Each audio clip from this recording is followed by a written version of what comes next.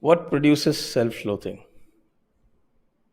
That is a question that many of us have asked over the years, over the decades, over centuries, over millennia. Let's get into the deep end of it today with Professor Subhash Kak and Vibhuti Ji. Before that, I request you to please subscribe the channel, and also we request your support, and for that we have the support link in the description. Let's go right into it.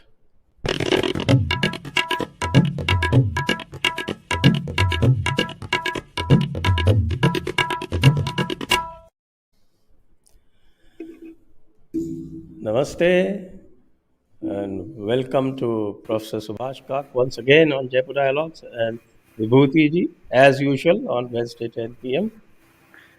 And welcome all viewers.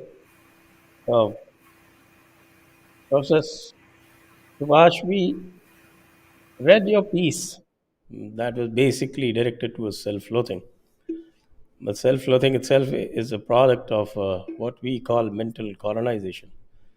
Mental colonization has causes, it has its symptoms, it has its effects, and of course, there also must be cures because when you have a disease, this is mental colonization is a disease, I guess. And if you have a disease, then there are bound to be remedies, there are bound to be cures. So, without much ado, I go straight into the topic. What produces this mental colonization? Well, we have to go back to the history of it for India, because I think it's something which is very unique to the Indian subcontinent. And if we go back into how it emerged, just a couple of points related to India's place in the world before the coming of the English. India's share of the world economy was about 25%. And by the time the English left, in fact, by the time of the First World War, it had shrunk to 1.8%. And then there was a bounce after the First World War. There was some manufacturing allowed in India, and it maybe crept up to 2 or 3%. So what happened in India over that 150 years was a process where Indians were told, as a justification for the policies of the British Raj, they concluded very early on they needed to deindustrialize India in order to industrialize themselves. And so when the Industrial Revolution took place, their factories started humming. They stopped imports, or they placed huge tariffs on cotton exports from India, and India was the world superpower in cotton, for example, prior to that time. And slowly, all the crafts and other industries in India ground to a halt, and India became extremely poor. And in order to justify this, the British apologists like Mill and Macaulay and many others, including all the way to Keynes in the 20th century, the economist Keynes, argued, and Churchill, of course, argued that India needed to be civilized. Indians were not trustworthy. Indian culture was very primitive, and they needed civilization. And that's the reason why Britain was in India. And Rudyard Kipling, the novelist, called it the white man's burden. And in fact, an amazing statistic that when the Indian Education Service was set up by the British in early 1900, there were 200 people in it, out of which, or 210, out of which 192 were British. In other words, they found only 10 or 15 people in the entire country who could do education at the same level which they perceived they could do it. Or when the world-renowned J.C. Bose returned to India, to Kolkata from Cambridge, he was given half the salary, and he was just given a closet next to the bathroom. And of course, he didn't take his salary for 2 years, and eventually his salary was restored. So all of this, the constant hammering, and the fact that India's own schooling was shut down, and Indians had to learn English before they could be exposed to the world. Ultimately, we internalized it. We, meaning we Indians, internalized it over many generations. So we have come to believe that indeed we are not quite where the Europeans are. And I remember reading Discovery of India, or my autobiography by Nehru, where he says that when he was studying in England, he perceived that Indians were at the bottom of the totem pole of races.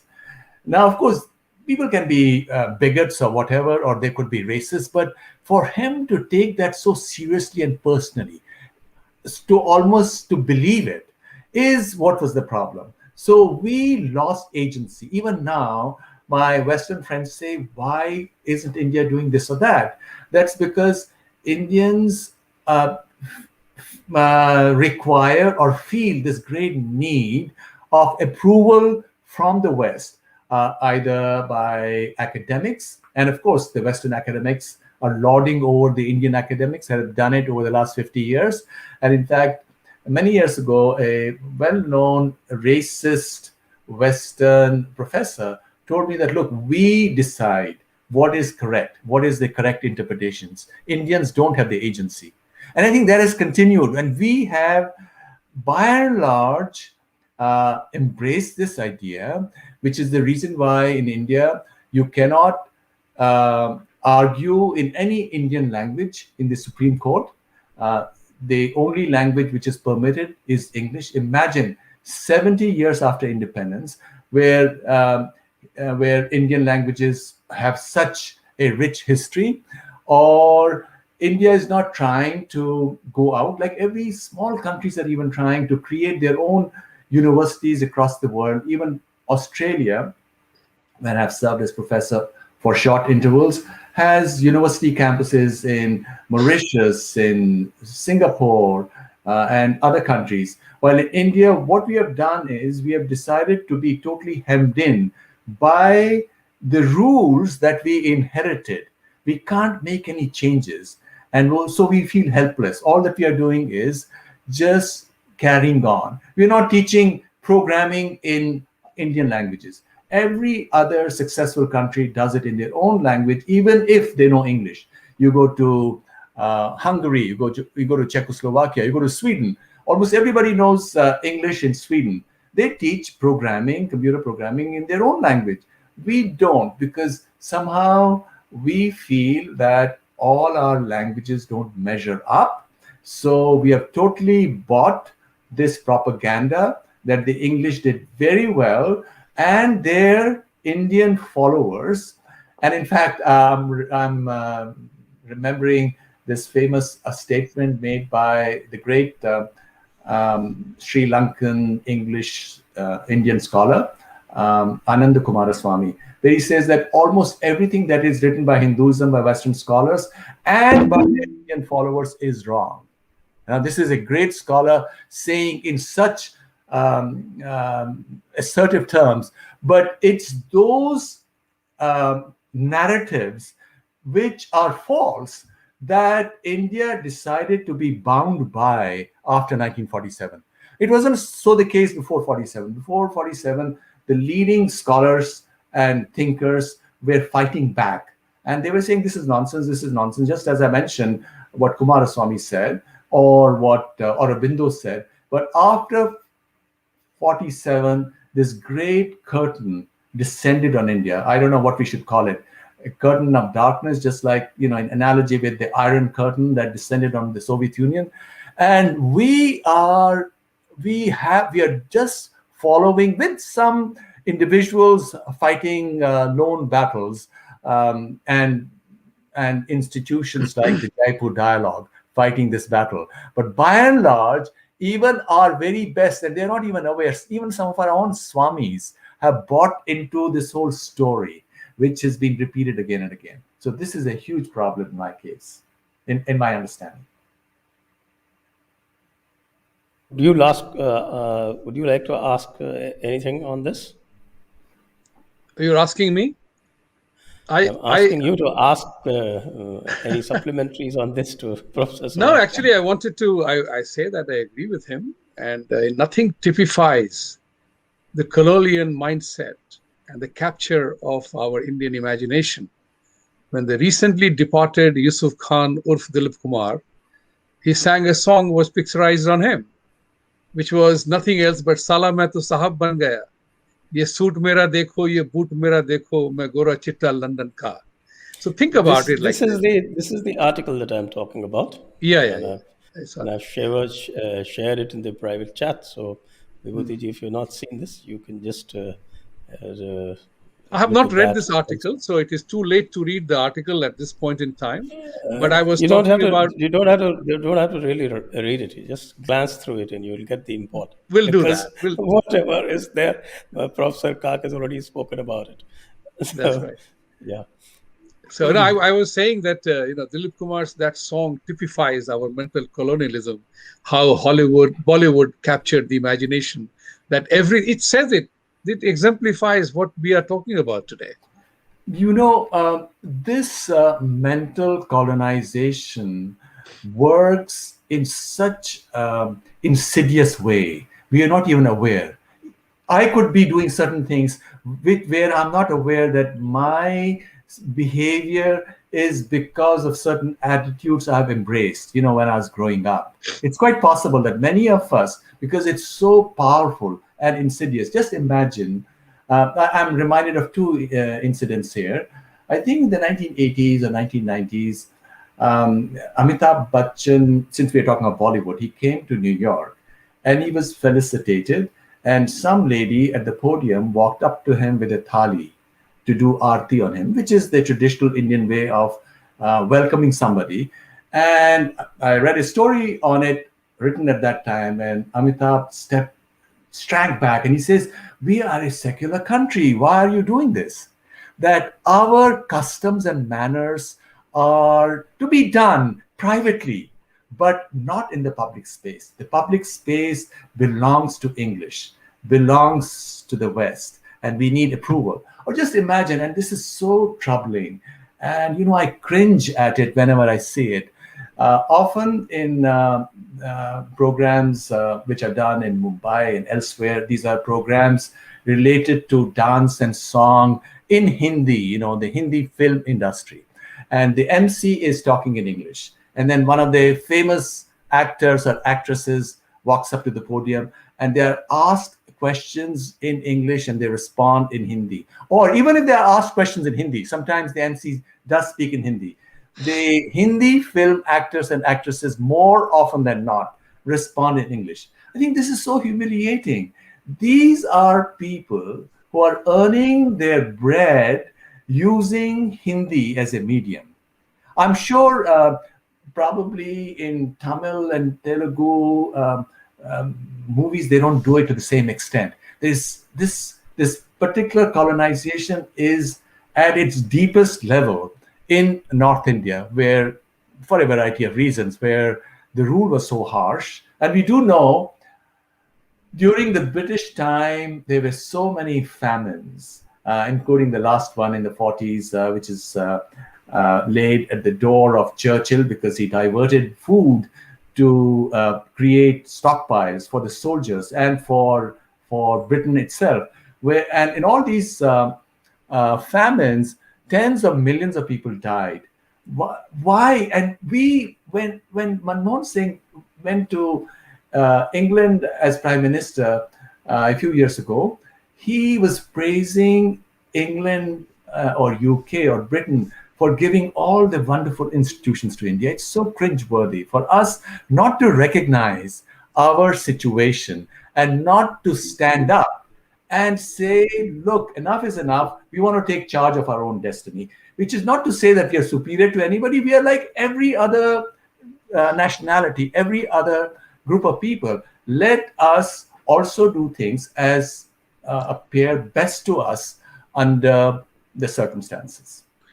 What Manmohan Singh ji did was paying his colonial debt of being in eternal gratitude of the British for giving us institutions, English language, or somebody else said railways and everything else, forgetting our tremendous tradition and past. So, as we often talk about, that this is a burning question that I have drawn in my line. My line was crossed, and I was utterly devastated when I saw the 1941 census. And 1941 census says that it was boring, that total number of British in this country were 145,000, plus women and children. They ruled us millions, using our resources, using our people against us, enriching themselves, impoverishing ourselves. The question then arises, how did we let that happen? Our historical tradition of thousands of years of civilization, Vedic culture, Vedic tradition, knowledge, we took all that knowledge and sat with it, didn't apply it.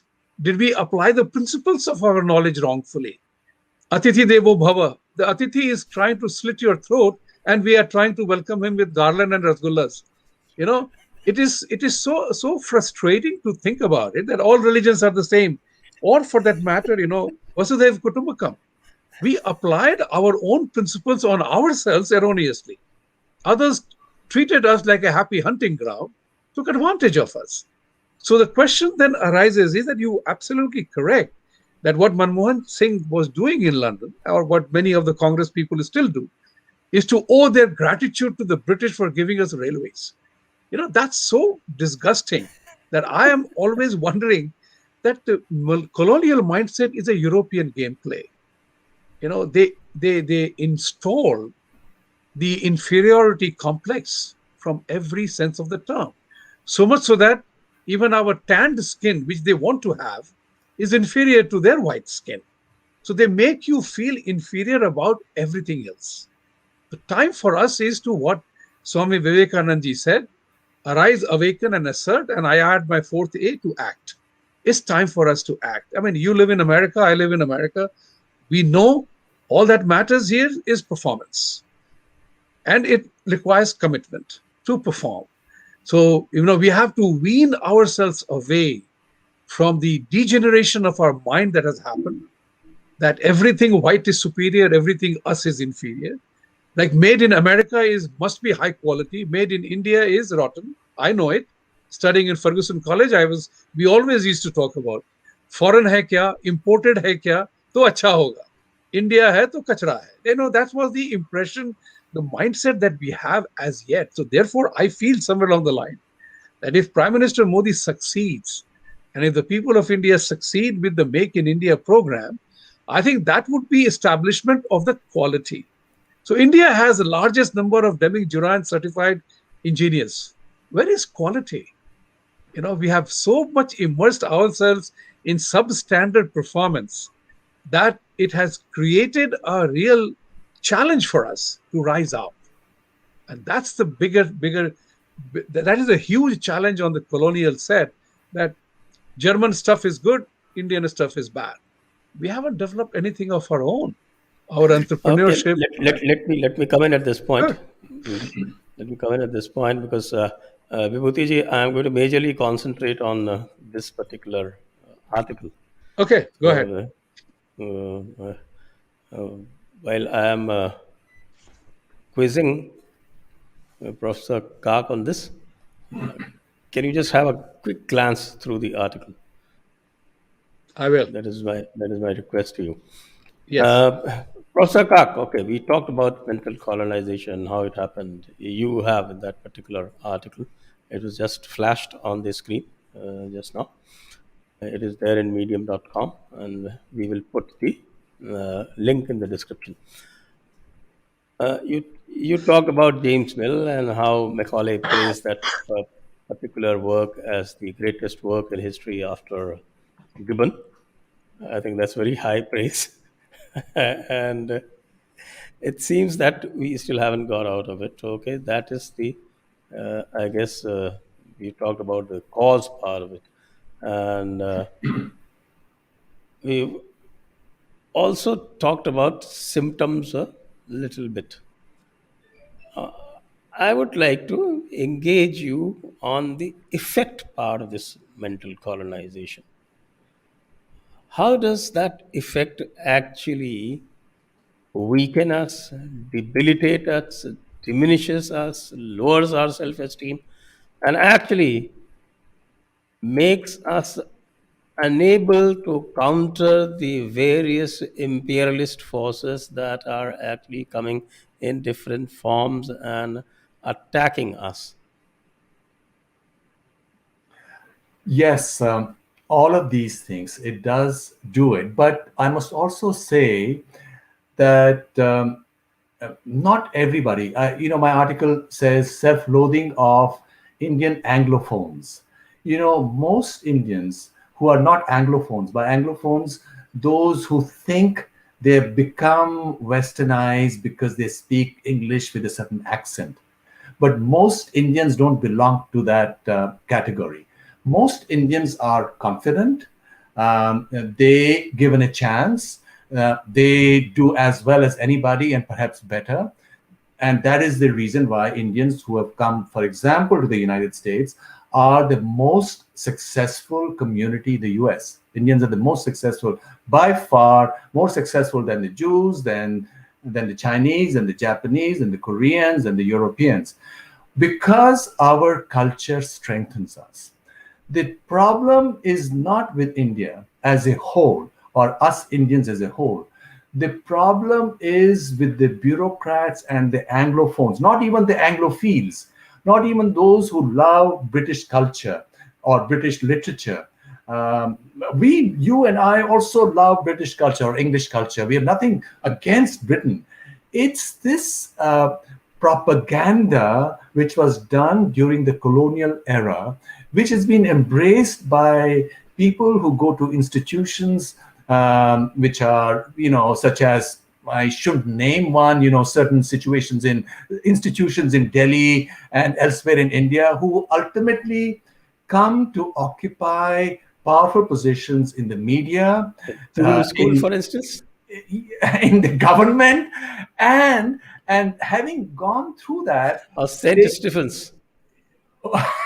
it's quite possible. And after having done that, they're always looking over their shoulder for approval, or coming up with simple statements such as that our advantage is English. Our advantage as a nation is knowledge of English, which is totally nonsense. The advantage of knowledge of English as an advantage could work for a short time in back office jobs, but back office jobs are not going to grow because of AI and other factors. And what these people, because of the propaganda, they've embraced this value, this thing that somehow we Indians, and they are the guys who are taking these decisions, cannot make products, right? And look at the Japanese, the Koreans, the Chinese, they're all making products, which is why they are become so enormously successful. And that's why the West is now so worried as to how to deal with the discipline that Eastern Asian countries have in their culture to be able to do all of this. We Indians are also equally disciplined, perhaps even more, but we are not being given a chance because of this stranglehold that the Anglophones have over decision making at so many different levels. And I think that is what the problem is. And so it's weakened us. We are not being as self reflective. We are not being as proactive. We are not being decisive where decisions have to be taken. Why is the Supreme Court gotten away with this idea that only English is the language, just because that was the case in 1947. 73 years have passed since. Why can't Indian languages be at the same footing? Look at the European Union. You can use any language you want. Well, they need to. If somebody wants to speak in Tamil, he should have a chance. If that's a great lawyer, why not?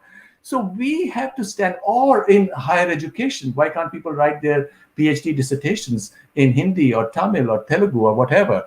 And when I mentioned this, somebody said, what do we do if somebody writes a dissertation in Bhojpuri? Well, okay, what's wrong with that? Let a person, if that person is so committed, such a great scholar, has shown through other peer-reviewed, published work, is a great scholar, we should go the extent we need to go to have that dissertation examined. So we have to regain agency.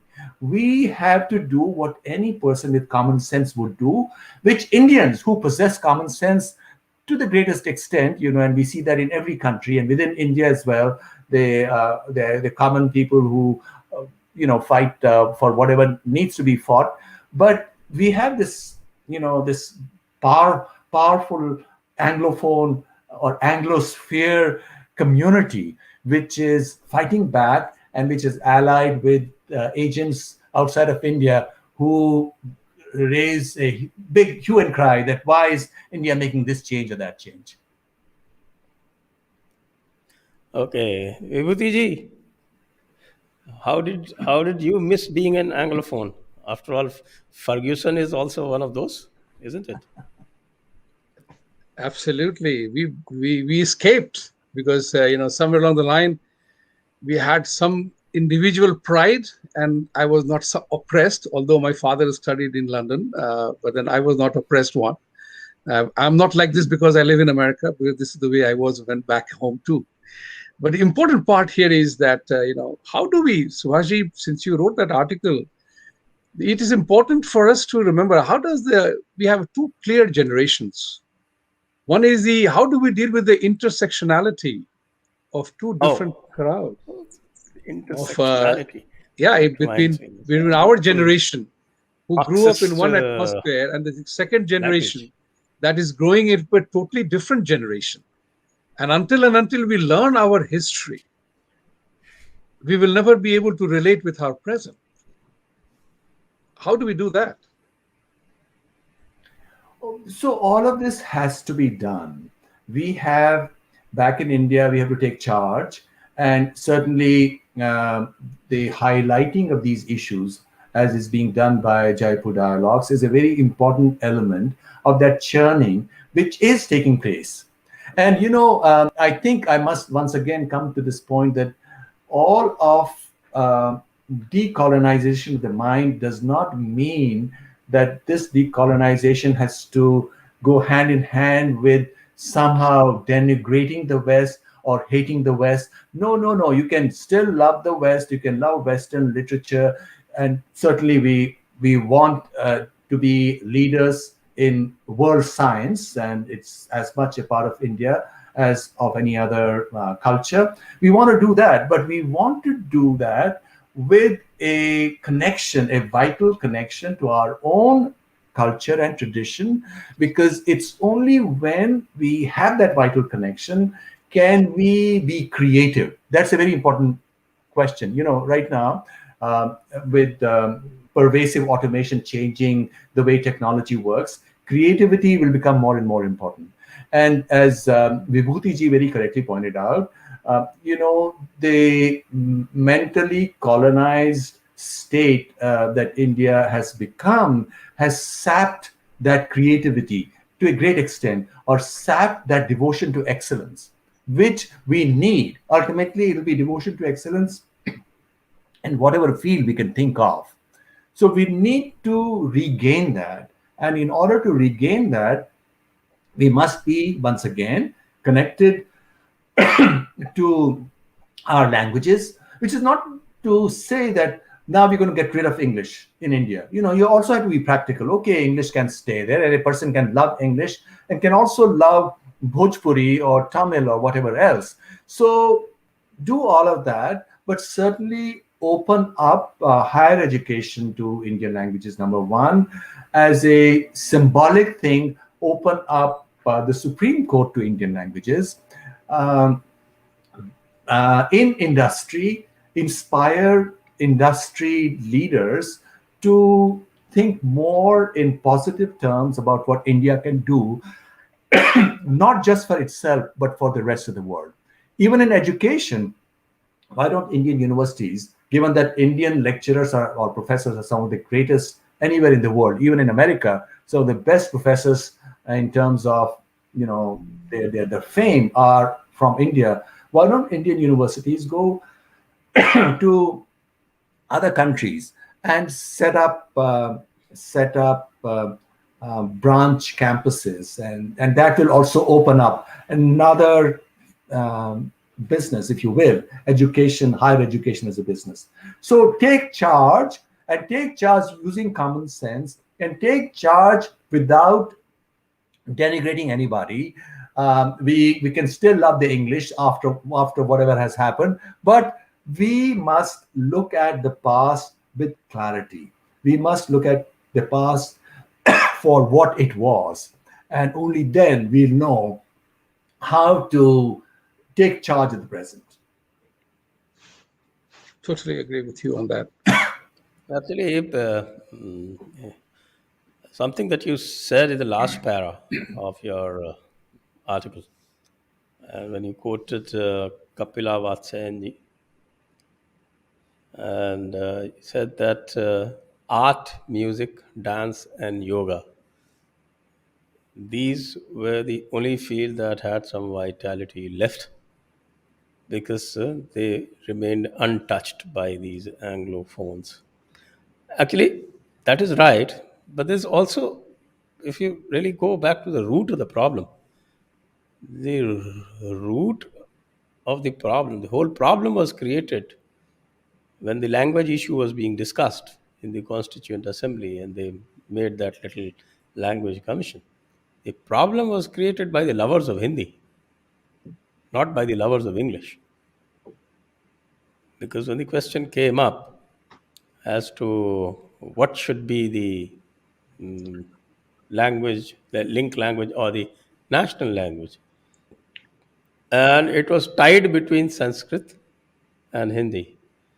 And Dr. Rajendra Prasad, as the head of the Constituent Assembly, had the casting vote, and he casted his vote in favor of Hindi, which I feel was one of the biggest mistakes that he did, because that created the language problem in this country. After all, only 46% spoke Hindi or its dialects.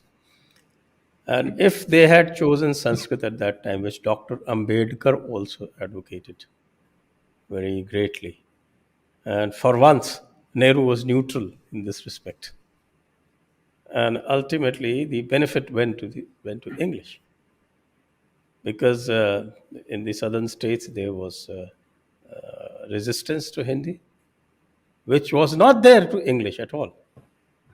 Because I think all the southern states had agreed that okay, Sanskrit is fine, because Sanskrit is something that they used to write in their own scripts, and they were very familiar with it, so they had no problems with Sanskrit. And I see this Hindi zealotry also, creates problems. I'll give you an example. In Jaipur Dialogues, we do about 90% of our shows in English, in Hindi. 90% of shows are in Hindi. And when we are doing in Hindi, nobody say that, okay, you do it in this language, you do it in that language. A lot of people who are actually not conversant in Hindi, they also come up and they watch and they ask their questions in English. They never say do it in English. But whenever I do my less than 10% of shows in English, there will always be comments. Do it in Hindi. Do it in Hindi. So this peculiar trait actually derailed the language issue. I think, well, as a Hindi speaker myself, or Vibhuti Ji, we have to look inwards also as to whether we are the part of the problem too. Vibhuti Ji, you want to add something? I think, yeah, I totally agree with you on this, Sanjay ji, because I studied, like earlier jo aapne pucha na ki how did you not become an Anglophobe or whatever it was that we did? Because I studied in Hindi medium till my 12th grade. So I was not Oh, indoctrinated yes. in the English language. Same. Yeah. Me too. Yes. So we learned the language. So one of the things which has happened in India is, unfortunately, whether it's a colonial imposition, we were continuously made to feel inferior in every sense of the term. And that was sad, that despite our immense wisdom, knowledge that existed in our history, we let ourselves be humiliated, made feel inferior. And as a result of which, English was imposed. And people, as you earlier attributed to the data that we were 25% of the world trade, but we were 25% of the world trade under Sone ki Chidiya without English. How did we as a region forget that? So that's the important part, is to getting out of a colonial mindset is could be easier, provided it has not hit majority of the population thinking that knowing Hindi or knowing Indianness is inferior, makes us inferior. And that pride has to return. That pride will return only if we are able to perform, just as in Olympic Games. Nobody gave us medal because we have a system of reservation. All the athletes went there on merit, on performance. They qualified. So I would urge Prime Minister that when you host these returning Olympians, let the country know that they were the best that country had to offer. Can we do better? And they were all part of the global system in which you have to perform. There is no option to that. And this is another part very important, in my opinion, that the Western colonization succeeded also because they brought superior weaponry and strategies to defeat the locals who did not have that kind of a weaponry. We are seeing that colonization coming through technology via AI and other superior technology. Where is Indians' Twitter? Okay, there is one coup, but where is the Facebook? Where is WhatsApp? Where is Indian origin stuff? China is doing so much, so many of them. And you have written in your article that Chinese were little different because they did not suffer the way we did. And I would like you to elaborate on that. Well, James Mill, when he was writing his book, he put the Chinese and the Indians in the same category, that both of them were unworthy. Both of them needed civilization to be brought to them, right? And Chinese leaders have been speaking of the century of humiliation, right? There was the Opium War. The Chinese were told, you must import opium because it's a higher principle of free trade. So, but the Chinese remain connected. They do all of the AI with Chinese, even though the Chinese characters are complicated to use.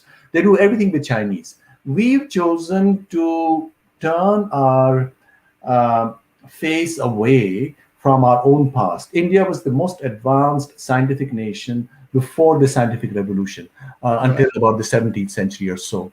Now, our students are not even told about that. In our college curriculum or university curriculum, there's not a single course on history of Indian science. So most Indians don't know it. So most Indians who go through social sciences believe that India had no scientific tradition. And since we live in the scientific and technological age, we have no option but to be connected to science through English and through the West. And therefore, we are in some sense lacking. So I think as a way to deal with this problem is urgent education reforms, urgent reforms in how technology is introduced in schools. A kid need not have to learn English before they can get into computers. These things have to be brought into every part of the country so that they can make innovations. In fact, some of the smartest innovations in computer science have been made by high school students or college dropouts. They don't, they've toyed with programming, because programming is just like mathematics. If you can do mathematics, you can also do programming, and you can do mathematics in any language. And as we know, perhaps the greatest mathematician of the past several centuries was Srinivas Ramanujan, who was a self-taught mathematician, right? So with all this, it's really up to us. These changes Just lost your voice. Must be made. And to go back to Sanjay ji's point about You lost your voice, what Kapila ji Subhash ji. told me on more than one occasion, that look, the only thing that survived in Indian culture is what the British did not touch. Whatever British touched died, and these things that they did not touch were arts, dance, music, and yoga. And that's where India still has vitality. Even philosophy, behind all of this is Indian philosophy. right? The Shaddarshanas and so on. People are only doing that in a historical sense, history of Indian philosophy. Where is vital Indian philosophy? No, because they touched it, they killed it. And we must regain it. So that's where a big fight must be met, and we must do whatever needs to be done. Quite right, quite right. And I think that's probably the way forward. And I think for that to regain our narrative, I think the most important thing is that at least we should start talking about setting the narrative. And sometimes we don't even talk about it. Vibhuti Ji, what do you say? What's the way forward?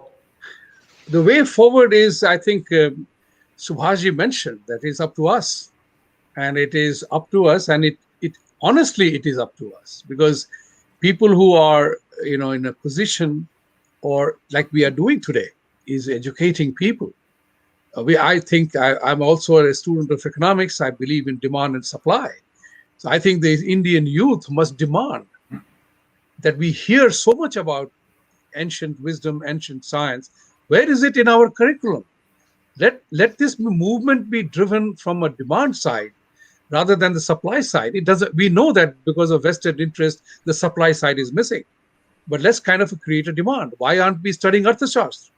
I'm a student of economics, so we studied wealth of nations, but never Arthashastra. But all the wisdom resides there.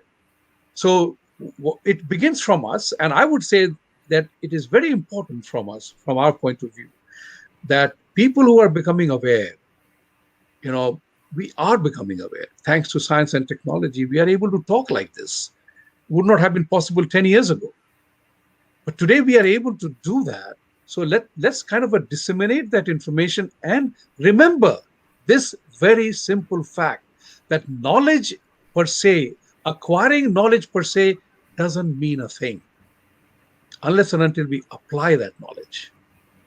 And that application of knowledge is essential. That's our historical lesson that I learned at 1941 census when I was reading that, is that how did we let this happen? And that is principally because we dwelt into our satrap mentality, and the invaders took full advantage of that. We did not apply our own logic or teachings of Mahabharata and Gita, that whenever dharma is threatened, we have to fight. We became napunsak. We abandoned our arms. Ahimsa parmo dharma ho gaya. Bhul gaya sara kuch. So the point which I am trying to make is begins from us, and I will tell you something. We can demand from government any number of things, but we have to begin it ourselves. Let me say one thing, one personal thing, which is very dear to me, and I wish that people who return from this program tonight will take an action on this. I have not seen in our international travels anywhere that there is a Shiv Shakti Nagar or Mahalakshmi Sadan. But we have in India, builders build Beverly Hills, Malibu Complex, Bombay ki Pedder Road pe Marble Arc hai, until I came to know. I was wondering what is Marble Arc until I found it. See, in London mein ek achhi jagah hai wo Marble Arc. Sterling Apartments. I am saying that change begins from you, and it begins from the microscope where it gathers momentum. Go back to your colonies that you're living in. Change the name there. It doesn't require a state legislation, doesn't require prime minister intervention. It is up to you. Start the change, however small it is. Regain your pride in your own names. I'm 100% sure that Mahalakshmi Sadan or a Shiv Shakti colony, it sounds better, feels better compared to Marble Arc or Beverly Hills. रहते तो वही हैं, Beverly Hills पे थोड़े पहुंच गए हम. I'm saying that the change will happen from us, within us, if we begin to draw the line from our own text of Lakshman Rekha. Sanjay ji is very familiar with my chant virtually. Everybody must draw a Lakshman Rekha now, this moment. Iske aage nahi chalega. It has to change. It has to change now. And teaching, education, and get out of that mental fatigue that we are inferior. We are not. When I came here in 1991 in American Express, I was accorded so much respect by Americans here, saying that you Indians are one of our finest group of bankers. We didn't know that. Nobody told us while we were in India. It's only when coming here we realized that our performance mattered. It made a difference. And we can make a difference. And that's my appeal to everybody. Begin thinking about the change that you can do. Forget the government. They have to do a lot of battles to fight. Let's begin what I can do. That's where the journey begins. Fortunately, there are trends at work. The world is changing, and the AI challenge is also bringing Indian wisdom related to consciousness right to the front page, so to speak, in science. The frontier area of science from a variety of fields, whether it's neuroscience or physics or computer science, is the mystery of consciousness. Now, mystery of consciousness is the center thing of Indian tradition. Atma Vidya is the Vidya of consciousness, right? And so the rest of the world, given that the rest of the world has reached a point of crisis. In US last year, 90,000 young people died of drug opioid overdose. Why did they die? Not because they were not good looking or successful, they didn't have young children. They had it all, but there is a deep despair that this Western view of a person being nothing but the body is a dead end. And that's why people are looking for something deeper. And that's where Indian wisdom comes in. So I sometimes feel that the West may be in a position to inspire India or inspire Indians to stand up with greater confidence and proclaim it and make it a part of their own curriculum. Because in the West, there is much less resistance. You can learn many of these things in school. You can learn yoga in school. My children did. You can do many of the other stuff in college. I think the greater resistance is within India, not because individual Indians don't want it, because somehow individual Indians within the bureaucracy also feel hemmed in. They don't know how to go about because they would be frustrated. They would say, "ये नहीं हो सकता है क्योंकि इसको करने के लिए इन कमिटीज के द्वारा जाना है तो ये चीजें नहीं हो सकती है." So everybody gives up. So I somehow maybe what we can do as small things have change.org petitions with millions of signatures. Number one, have Indian Supreme Court also include Indian languages. This is a symbolic thing. This doesn't change everything. It is symbolic. We also need to do certain symbolic things, as Vibhuti Ji mentioned. But the second thing could be, introduce a course, at least one course on history of Indian science. If we have a massive change.org petition with millions of signatures, people will take note. Maybe that bureaucrat who did want to introduce this, but is too terrified of the process within Delhi itself, would then be pushed. Maybe the minister would say, "आप करिए, ये कर सकते हैं, सब लोग ये चाहते हैं, तो इसलिए ये करना संभव है." So I think all of this, we need to give it a push. And in fact, in their individual places, this self-loathing perhaps works in the public domain, just as the example of Amitabh Bachchan that I mentioned. Amitabh Bachchan ji, even in the 80s, I'm sure, was doing Aarti in his own home. But he didn't want it to be done in a public place. We don't want to teach Indian traditions in college because that is a public place. We'll be very happy, the bureaucrats themselves, even the so-called publicly self-loathing bureaucrats would be very happy if their children learned all this privately. Master ji, Guru ji aake unko bata de ki sabka matlab kya hai. So I think we need to bring those private spaces that shame about all of that and say that, look, this is perfectly fine. This is wonderful. Not you, the whole world wants it. And I think then that will change it. I think I agree with you, but of course, I did not experience this in Rajasthan at all, because every public function would start with a Saraswati Vandana or some kind of a Vandana, and nobody would object, even if there were uh, people of other religions around. Even they would do it happily. I तो have ये डर experienced हमारे it. मन में है. Maybe everybody else would be very happy. It's our problem. It's like that lady Marwan. I forget her name. the Yogacharya from Saudi Arabia. She is on Twitter, because I've met her, I've heard her give a lecture by herself. She's much more of a fighter for our tradition than most Indians are. She says, "आप ये क्यों नहीं कर सकते हो? This is fine. You do it." She's been able to introduce all these things within Saudi Arabia, because she was a very sick child, and finally she regained health in her late teens by doing yoga. And with that example, she's been able to go and tell people, "Look, this should be a part. This is general wisdom. Why can't it be a part of our tradition?" And so there are different ways of fighting these battles. Yes, yes, it Well, can be done. maybe I'll tell you an instance, again from Rajasthan, because I never experienced it here. So maybe it is the norm in Delhi or some other places. Uh, maybe Amitabh Bachchan को 786 का बिल्ला देते तो that would have been all right for him. in Secularism is every only for sitting, Hindus, you know. Vibhuti ji, let me Haji. tell you this. Yeah.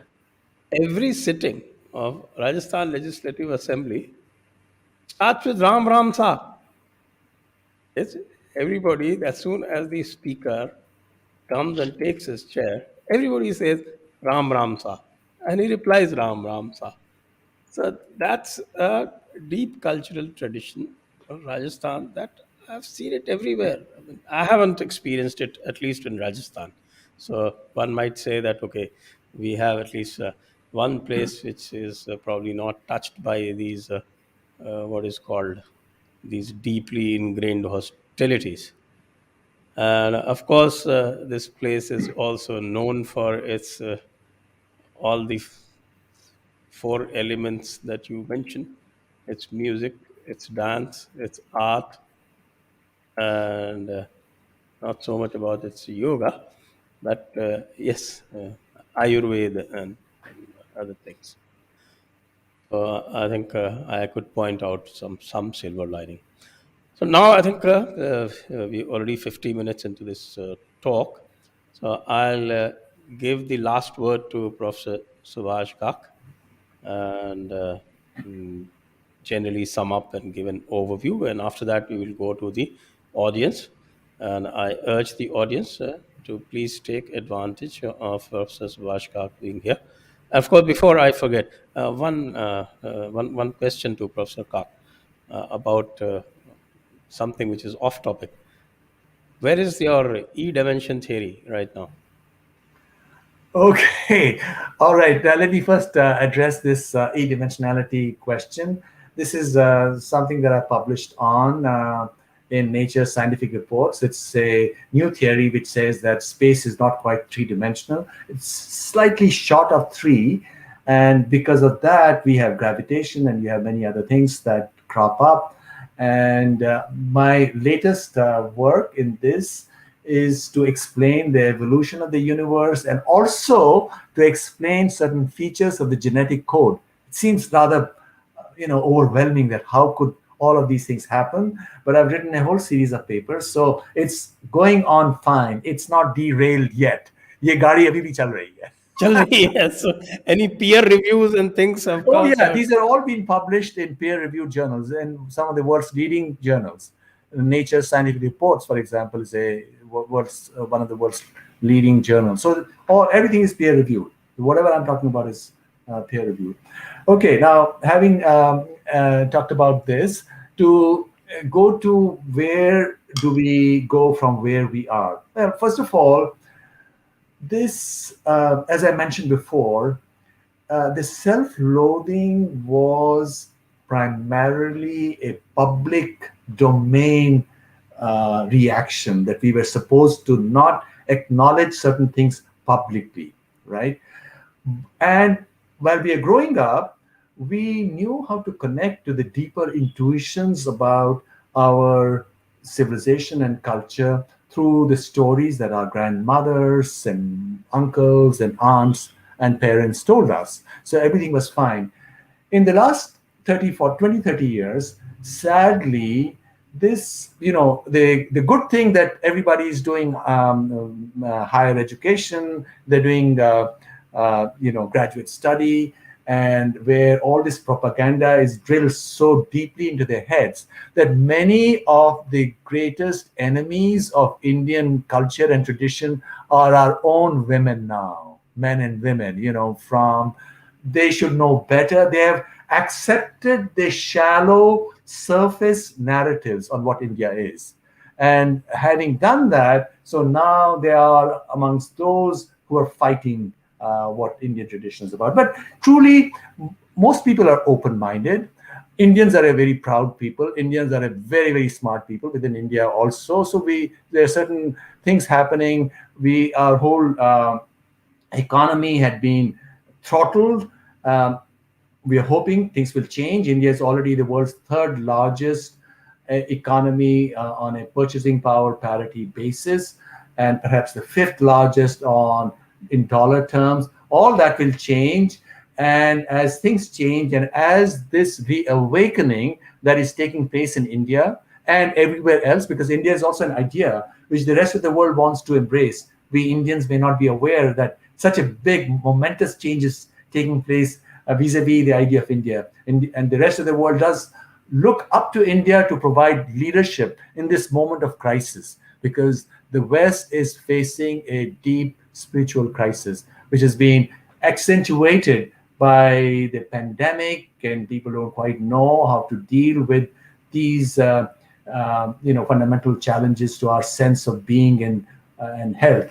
So given all of this, I'm very hopeful and positive things will turn around, but we have to keep on pushing at it, and hopefully things will change within the Indian framework itself, in Indian education system, and in other institutions, and so we would then be looking at a very productive and exciting next era for India, in my view.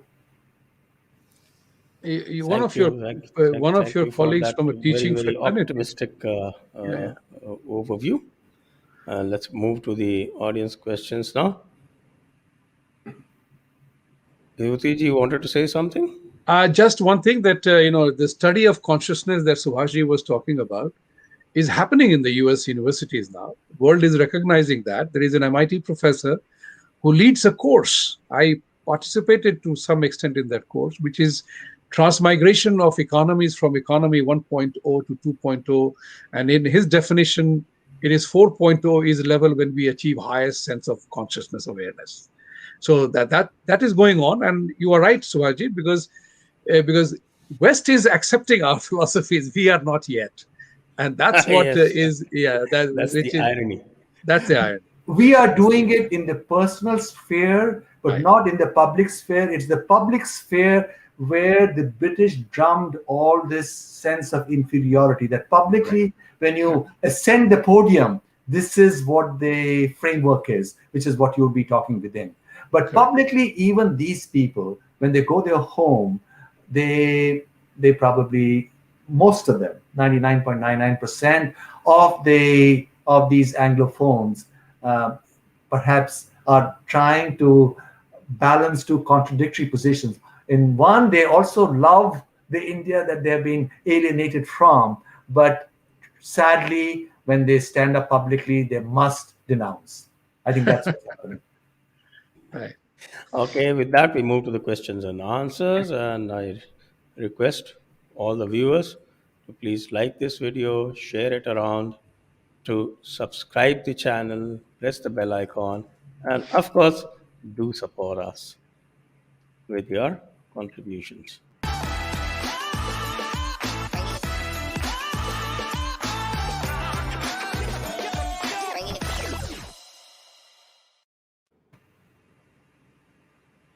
Mithul Panchal, science without consciousness is not only ignorance but evil. West has tamasic science, or at best rajasic science. Plastic is science, but it's evil now. Suvashi. I won't use such strong words. Materialist science is one side. It's asuric, but the asuric and the daivic are like two wings of reality. We need materialistic science also, but we need it to be energized and inspired with consciousness insights. So we do need to have a physical economy because we are also physical bodies, but we do, as Vibhuti Ji said, create or take economy to a level where every human being will be able to realize that potential within them. And every human being in our tradition, in the Vedic tradition, has the same Purush, has the same consciousness, because consciousness is one. So it's a very universal, uplifting, and inspirational view of reality. And this is something that we should be telling everybody rather than use divisive ideas that here is somebody is higher or lower, because in this, everybody is equal. And I think that's wonderful. We should stand up and proclaim that. Well, yes, that's what the Advaita Vedanta is all about. But then we also have other denominations which say that, okay, the consciousness is not one, and there is a split between the Jeev and the Paramatma. We do. There's been this big debate going on, and since India was a open society, has always been. There's been this big debate going on, for example, amongst the Buddhists and the Vedantins or the Shaivites, because in the Shaiv tradition, also Shiva is a representation, is a name for Prakash. You have Prakash and Vimarsh. Vimarsh is Shakti or materiality, and Prakash is consciousness. There's been this big debate going on, and that debate should go on even in the future, because just as we have Samudra Manthan in the iconic level in the whole universe, there must this Samudra Manthan take place within each individual. So each individual must wrestle with both sides, the physical side and the side of light. And so we do want people to push at it, because the more they push at it, they would set forth a chain reaction within their own mind, which would take them to Prakash, to light. So this is fine. I must assert it again and again. We are for all of material sciences, but they are only half of the story, and that's why we have gotten stuck where we are. We meaning the entire world, the entire universe. So we need all that to be infused with Prakash, and the two come together, and that's where it's our time. It's hard. Right. Next. We agree on that. Krishna Rao, namaste. Many Hindu Americans have their own associations based on language and caste because they want to preserve their sampradayas, but it's difficult to bring them as Hindus or Sanatanis. What is the solution? Every language is fine. Every language is fine. Let every group celebrate their language.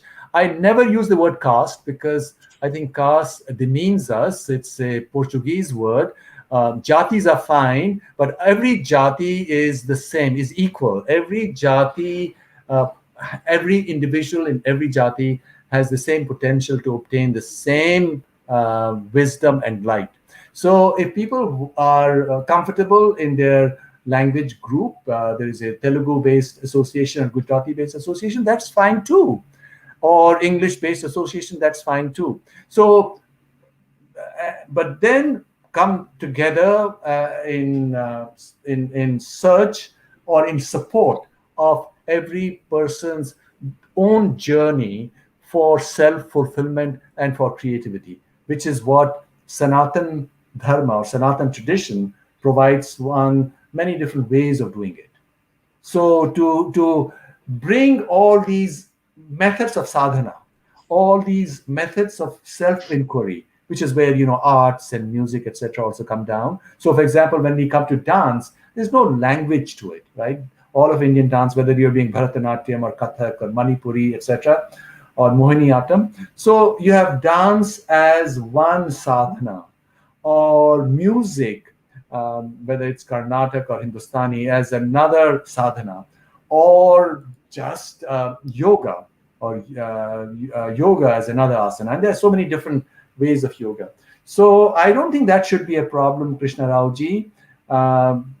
We are not to discourage people getting together if they feel comfortable in their own language group. That's nice. We must encourage every language. I think Right. if I may just chime in here, because when I came to the US, I found there were 500 different associations. Tamil Sangam of Beverly Hills, Tamil Society of Malibu, and in the Malibu Hindu temple, you had Ganesh Chaturthi festival. So the upper level, the Maharashtra Mandal was doing it. Lower level, the Tamil Sangam was doing it. So हमने भगवान को भी बंटवा दिया वहां पे divide कर दिया. I told them, why couldn't you have done this show together? So whether you have modak or anything else, that was the only different thing. Prasad could be different, but you can celebrate. I think that's what Krishna Rao is referring to. Krishna Rao ji is referring to is that how we stay divided somehow. Caste is not the correct one, but we are Indians are divided here on the. They have formed many associations because of distances as well. So Malibu, Beverly Hills, and Los Angeles, Cerritos. ये जहाँ पे तीन जगह हो गए, there are three different associations existing, but they were not hating each other. They were not against anybody else. No? लेकिन विभूति जी जो हमारे उदाहरण यहाँ हैं जैसे ओक्लाहोमा में we have a temple and there is a single celebration. Right. And I think all that is lessening. What you saw then Yeah. is lessening. People are coalescing together, Right. and we have not just people from different parts of India, even Europeans or Americans come. Many Americans come to these festivals. So these are open, Yes. Yes. Prakash, we have to keep on emphasizing that That's what right. we're talking about is light for everybody. Right. Next. Mitul Panchali. Isn't states by language a divisive problem? If you permit, I'll take this question. Sure. Well, initially, the whole idea was that the states would not be done on linguistic basis. But then, in fact, what's his name? I think Sri Ramulu or the Andhra politician who uh, did a fast unto death. And even at that point, Pandit Nehru did not budge. And then suddenly, when he did, he went the whole hog and he made entire India based on linguistic basis. So I think it was more a political response than a natural response. I guess it did create a problem, but even in places today we find where you have many languages. For instance, in UP, though it is Hindi, but otherwise you have many languages. You have Brij Bhasha in one part, then Awadhi, then you have Bhojpuri, uh, all these different languages. But then they just get along. So if they had made, say, created the Nizam's territory as one state and not merge the Marathi speaking people into Bombay state and Kannada speaking into Karnataka state, I think they would have got along just fine, as they did during the Vijayanagar Empire or as they did during the rules of the Marathas and the Nizams. There never was any language riot or any language problem. They just got along just fine. So, Yeah. of course, But about there's some scholars who say that perhaps smaller states would be conducive to faster development, and you see that in Uttarakhand. Uttarakhand also people speak the same language Hindi as the rest of UP, and Uttarakhand has truly done very well ever since it became a smaller separate state. So possibly the way to go, if this thinking is correct, would be to divide up the larger states into smaller states. Vibhuti Ji, as an economist, would perhaps have I'll other respond to this Uttarakhand thing. This Yeah. Yeah. Uttarakhand You will actually, give that. the analogy is not quite okay in the sense of the rest of the country, because Uttarakhand is doing fine because it is getting the central assistance in the form of grant, having been designated as a hill state at par with Himachal Pradesh and Jammu and Kashmir. And that wasn't so when it was part of Uttar Pradesh.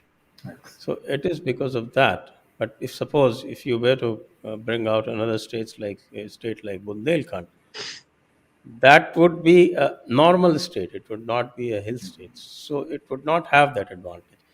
That's why I think the Uttarakhand example is not appropriate, because Uttarakhand was carved out as a hill state entitled to a special dispensation under the Finance Commission formula. So that is the difference. And otherwise, I don't know. If you take the example of Jharkhand, I'm not so sure.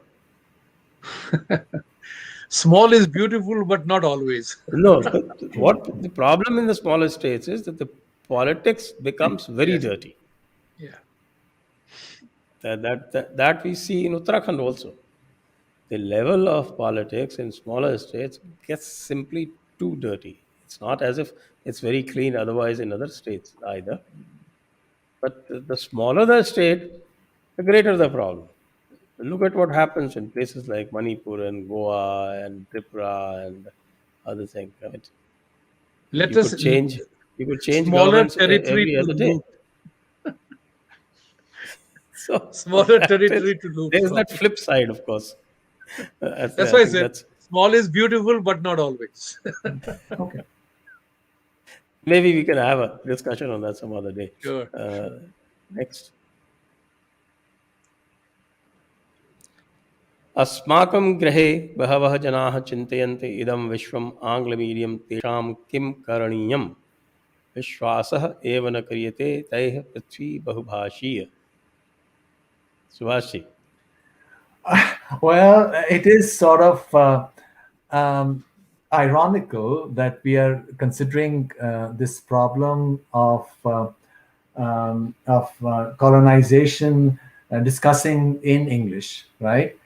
So, but we also, it's not that we couldn't have discussed this in Hindi, but it's also, you have to adapt to the world. You have to adapt to what the listeners want, and the listeners for this particular program wanted English, which is why we chose it. Yes. Of course, I think everyone in Jaipur Dialogues knows that the Wednesday 10 p.m. show is always in English because it caters to a certain group. So, uh, okay, with this unpronounceable name, Subhashi, in Western mathematics, we have a concept called projective geometry. Is there any Indian origin to this? If any, as is it where Paramatattva resides, as given in Nasadiya Sukta, then the universe is an inverse image of Param Tattva. Well, the ideas such as the Param Tattva, what happens often in such considerations, we look at things or concepts, as in mathematics, you're talking about projective geometry as an example. And then we try to see whether some other concepts within the Vedic tradition also can be related to certain things that have happened in mathematics, for example, or physics. Well, an important side to that is that not everything the Vedas tell us is amenable to language. The Vedas divide up reality into two sides. One is avidya, and then the other is vidya. Avidya is what is amenable to language. Projective geometry is a concept of language, right? So what the Vedas, the Upanishads tell us that you do need avidya in order to understand the projected universe, right? The universe that our senses apprehend. For that, you need avidya, because our senses can take it in and then set up relationships, because behind all of this projected reality are laws, is rhythm or rit, right? But on the other side is consciousness. Vidya is about the perceiving self, and you cannot. The Param Tattva is that perceiving self. You can only mention it as a word, and that word only puts something away, right? It's not a thing. So you cannot then take that Paramatattva and say that it corresponds to certain such things in mathematics or in any other conceptual schema. So the Vedic dichotomy, if you will, between avidya and vidya, and the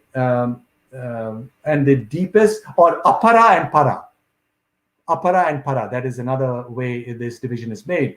All the normal sciences, including mathematics, is apara, and para is the science related to perception at the deepest level, not the senses, because they're only instruments. Our eyes and ears are only instruments. But where that perception takes place is para. And that para is beyond all such conceptualization. So it's something beyond the sciences that we know. And that is the beauty of it. Yes, you have that famous Ishopanishad shlok.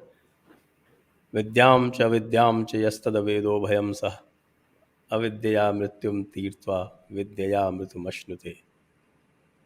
So, Absolutely. That avidya takes us to certain things. For example, as Sanjay ji mentioned, the Ishavasya Upanishad shlok, that avidya could take you to perpetuation of bodily life. That is mrityu tirtva, right? But as far as reaching to that source, you need vidya, you need para. And that para is also within us, because that para is purush. Within each human being, it's the same. exactly. Next. Nilesh Kumar, how many people India could conduct business in Sanskrit in 1947? Mr. Dixit blames a great person like Dr. Rajendra Prasad every day for siding with Hindi, but he was with 50% more. Not fair. पसंद अपनी अपनी ख्याल अपना अपना मिथिलेश जी. This is what I think, and for good reason. And it's I would like to say something here. We do know that Israel resurrected a dead language, namely Hebrew, and now everybody in Israel speaks Hebrew. It didn't exist in 1940 or 40 when they were trying to create their language, create their nation. And in fact, most European Jews who came in spoke Yiddish, which is a Germanic language. So they went back to Yiddish, and now it's a living language, and good literature is being written in it.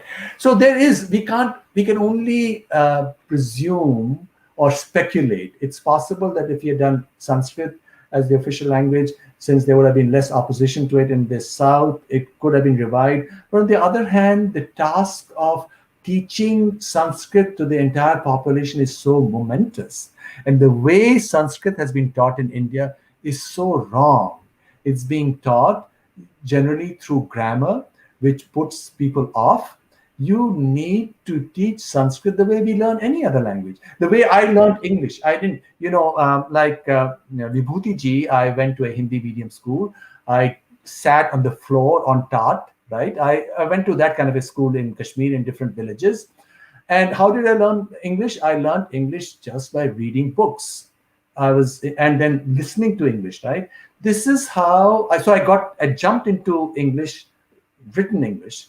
This is how we have to teach Sanskrit as a fully formed, spoken, written complex, which the young person encounters and becomes a part of and internalizes that language.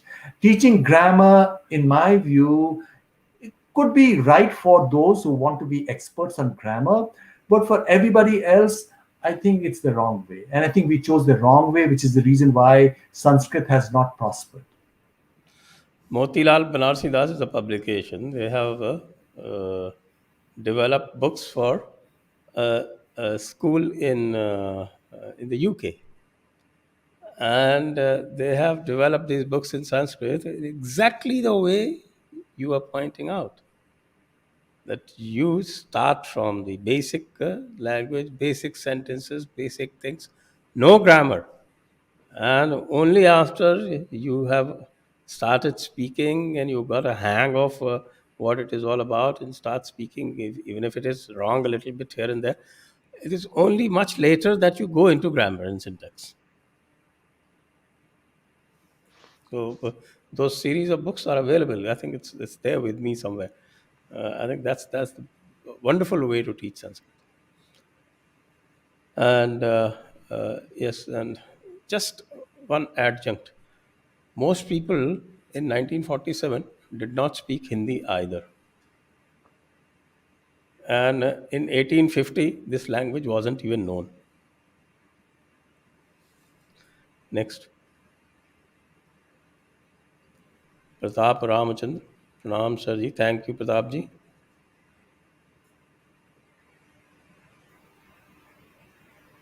Mitchell Panchal. Science without consciousness is not only. Okay, this we have That dealt with. question came. Yes, repeat. Karan Shungapura. What is this? Next. सीमंत दास. अरे इतना लंबा.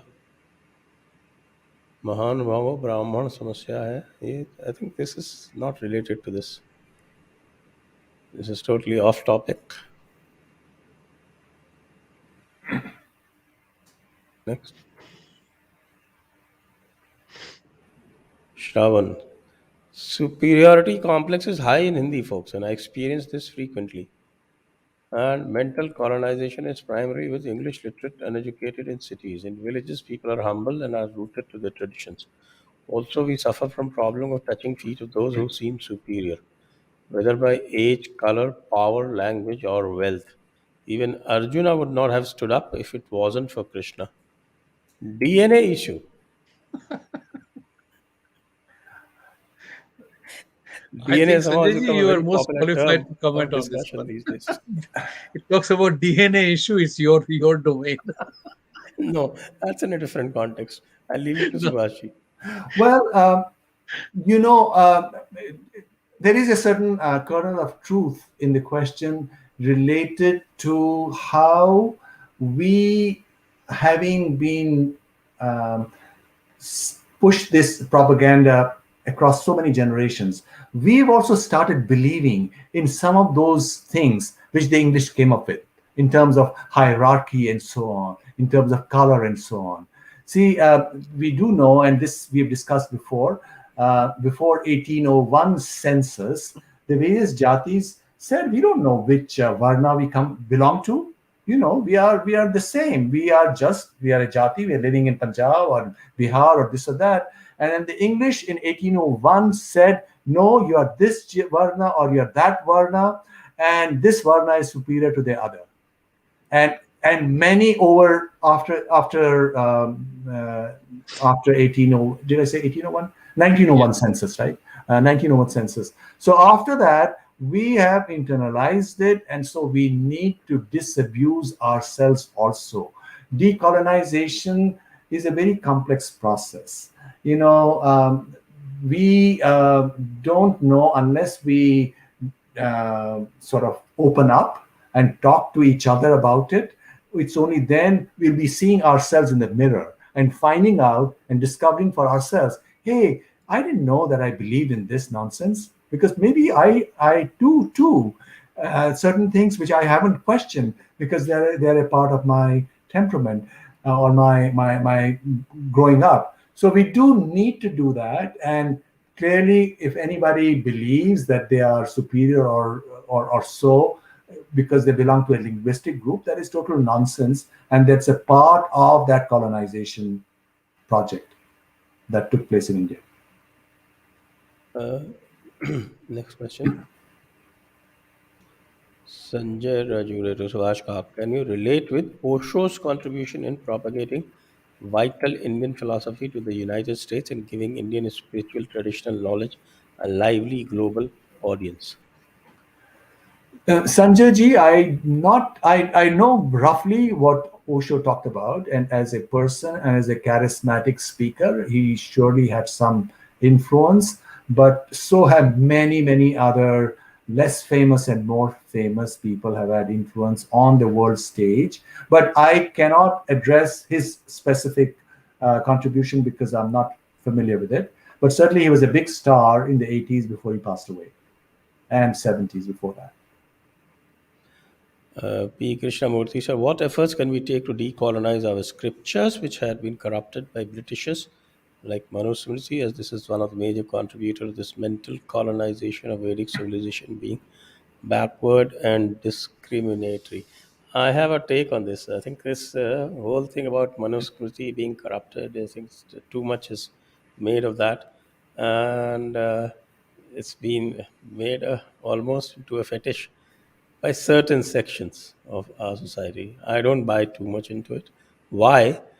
I have a full discussion on Manusmriti by Professor Subhash Kak, where we discuss why this business of corruption doesn't really hold, and it opens up a whole Pandora's box, which actually, in the end, completely detracts from any rational discussion that we can have. We can defend it very well without resorting to this business of corruption. And I don't know whether Professor Subhash Kak knows it. I have thrown a challenge that you prove within Manusmriti, from within the Manusmriti that is accepted by Sir William Jones, that it advocates birth based Varna. Anybody who proves it gets 6 lakhs. People are not even trying. Subhashi. To add to that, there's a very nice essay by the Indian Just 1 minute. philosopher. Just 1 minute. I mean, there's even a section just in order to uh, buttress there what is called the Dvaita philosophy, where the Jivatma and Paramatma are eternally different and they cannot fuse into each other. They have even reduced Bhagavad Gita to 70 shlokas, and they say that, okay, the rest of the Gita, the other 630, is corruption. So many people can take it to ridiculous limits if you permit this.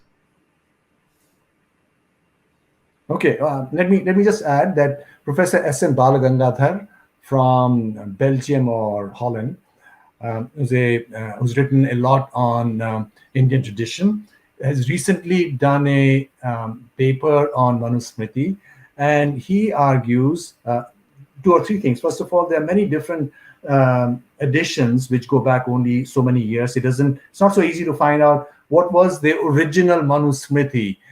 And then he says that, look, the way these key passages have been translated doesn't make any sense at all, because these Western writers are assuming certain meanings to words.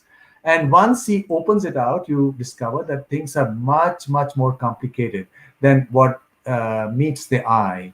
And so, in any event, to come back to this question, we do need more critical debate or discussion to understand, because often people who talk about Manusmriti don't know anything about it. They only heard 1 or 2 phrases decrying it without really knowing what the contents are. I think this is what Sanjay ji is trying to make Yes, yes. They even focus attribute on. things which are there in other scriptures to Manusmriti. Absolutely. It's not there in Manusmriti at all. So that's why I say the challenge still stands. Anybody is welcome to take the challenge. Uh, about this, you said about Professor Balagangadhar, I agree. People do not understand the very basics of Sanatana Dharma. They do not even understand the time concepts and our logic concepts, and they try and look into everything as a binary, and then they get confused, and then they say that, okay, this is must be wrong, so this must be eliminated. Those kind of things. Next. Vijay Senthil Kumar. We also should be careful of digestion of Indian wisdom and traditions by West. Should we not study the crisis in Western psyche from Indian point of view, which will help the West as well as preserving our traditions and wisdom?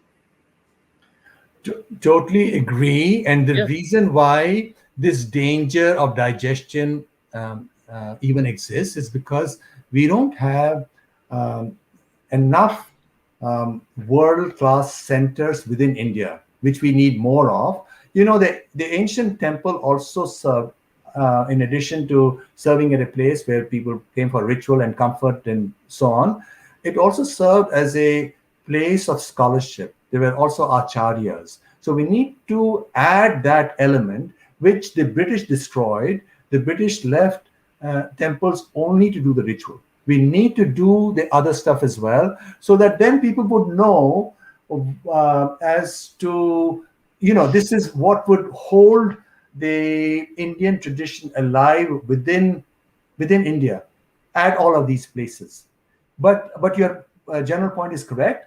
If we don't have any places within India, and we then at some point depend on Western scholars who have probably a shallow understanding, or who have a imperialist view. For example, the thing that is happening in America and Europe right now, where claims are being made by certain Western scholars that yoga is not even Indian.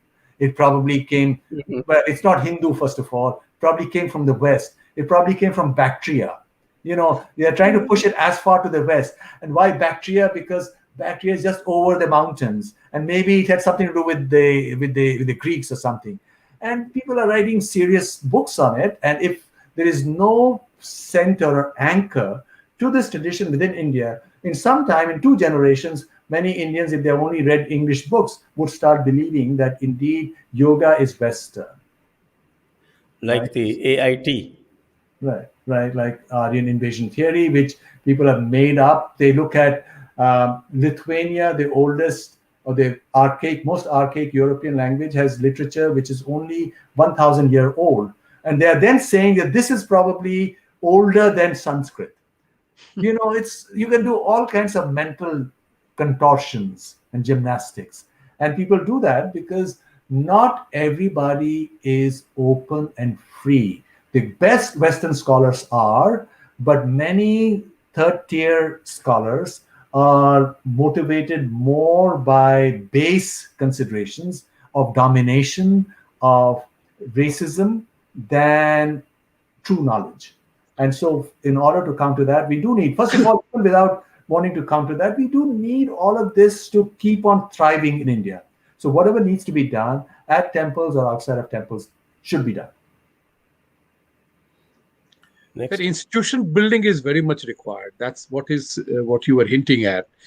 Our values are getting stolen and captured, and ownership is being transferred, whether it's basmati or neem or yoga or meditation itself.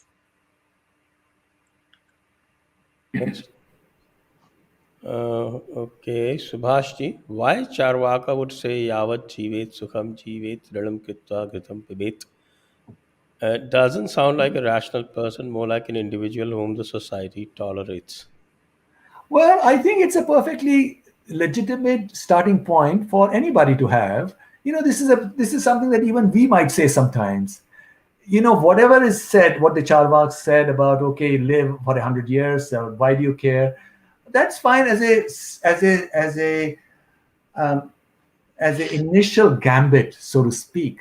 And all of the Vedic tradition is a journey where you can start from this gambit or some other gambit, and then you hone your own personal consciousness and mind in order to reach the deepest truth. So whatever is in Sanskrit doesn't mean that was a all-embracing philosophy, right? This could be somebody might say, you are young and you are thinking only about your body, and at that point, and you are irresponsible, you say this. But clearly, it doesn't ultimately take you to happiness. We certainly do know that, but that doesn't mean that we have to reject it. This is a part of our past as well, because this does capture one aspect of the human mind or human aspiration, if you will. Hey, why care for anything but the body? Next. Dusk Night, I read Sanskrit is the amalgamation of many Indian languages from ancient times, just like W3C sets common standards for a web for convenience. Is it true? Well, Sanskrit is so wonderfully complete or full in a certain sense, with a singular conception, as we see in Panini's grammar with 4,000 rules. Um, but but on the other hand, it's also connected in such a beautiful way to all of Indian languages. So it's Sanskrit as well created. How was it created?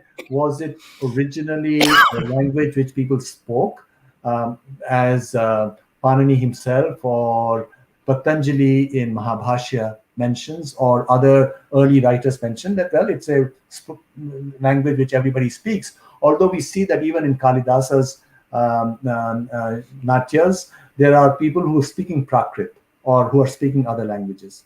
So we do have this duality. I think the beauty of our past is a duality which seems to persist at all levels, and we don't disparage that duality. We admit it. We have the materiality, which is the asuric part, and the wisdom part, the daivic part, or sense-based conception of reality. Or we have Sanskrit and Prakrit. We have Deshi and Marg in music, right? You have two musics, Deshi and Marg. Marg is the high, the high road, and Deshi, then it has many other branches. So I think we should embrace all of that rather than wanting to dislodge any of these, or dislodge Deshi music and say that we can only do classical music. I don't think that's the way. We have to have both. And it's that interplay between these two traditions, between the high tradition and the popular tradition, which keeps the well of creativity full, because you want people ultimately to keep on looking to the future and creating new things as the universe changes. Next, Gauri Dani. In the USA, I encountered a professor who was against PM Modi promoting yoga as gift of India. Instead, she was claiming yoga originated in present-day Pakistan. How does one counter such attempts to separate yoga from India and similar practices? Vibhuti Ji, I think we need to give a practical solution to this, as Subhash ji has already talked about it. So, No, this will continue to happen. We have to continue to fight and justify. That's why I'm saying that we have to have scholarly rendition of the truth from our scriptures as to what is ours, and do not allow the hijack of our stuff by anybody. So whether it was whoever was the Indian who was talking about that it originated in Pakistan, give them evidence. They want evidence, let's give them evidence. Let's prove it, where it belonged and where it came from. Tomorrow she will say, or he will say, yoga is also international. So it is not true. Vedic treatments are also, Vedic study is international. So we have to contest these things. Very simple. next, Ankur Subhash sir, compiler design, C language like in Devanagari, and lexical analyzer using Ashtadhyayi. Can we have discussion on these topics with Sankrant Sanu sir? Sure, if Sankrant Sanu ji wants discussion, but this would be too technical. You want to talk about things which embrace everybody, where we can talk about things where everybody can relate to. This would be some kind of a technical thing uh, in computer science and Sanskrit grammar. Um, so It's a good perhaps subject for a webinar, I guess. perhaps Not for not for webinar where YouTube scholars video. present their papers. Yeah, Yes. maybe that it would work in that format. Shravan, Mattur village in Karnataka speak only in Sanskrit. Yes, they still have that. They still carry that tradition. That's wonderful. That's why I say Sanskrit is actually script neutral. It's a script neutral language. And look And, what and we I have think done that over there. that cannot be emphasized more, because Sanskrit used to be written in all of Indian scripts. In Tamil Nadu, people used to write Sanskrit in Grantha script, or in Andhra Pradesh they used to write it in Telugu script, and Devanagari up in the north, or Sharda in Kashmir, or Bengali script, or Assamese. Or in Java in Indonesia, it used to be written in Javanese script. So in all possible scripts, and now people also write it in Roman script. Yes. right, in Roman script, with all those diacritical marks and all. It makes it eminently intelligible. Okay, so that brings us to the end of this show. So we have to thank all viewers, and we have to profusely thank Professor Subhash Kak, who was enlightening as ever, and of course our very own Vibhuti Ji, who is an inseparable part of this Wednesday 10 p.m. show. Thank Thank you. you both, and thank Thank you you all. the viewers. Thank you. Thank you. Namaskar. Jai Hind, Vande Jai Ho. Mataram.